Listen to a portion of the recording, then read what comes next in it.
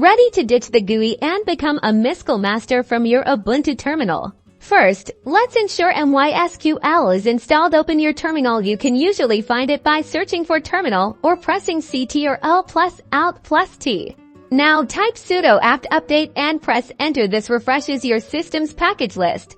Ensuring you have the latest versions, you'll be prompted for your password. Enter it and press enter.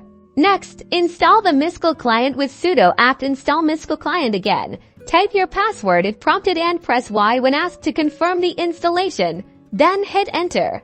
Now that you've installed Mysql client, let's connect to the Mysql server by typing Mysql root p, which prompts you for the root password. If you set one during installation, provide password to proceed. Awesome! Now that we are logged in, to see what databases are available on the Mysql server, use the command show databases. Make sure to put at the end of the command. To select a database you want to use, type USE or _database_name. This will allow you to complete more commands. Make sure to replace your _database_name with the name of the database. Finally, to exit, use this command quit.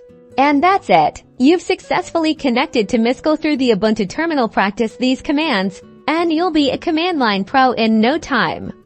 Don't forget to like and subscribe for more Linux tips.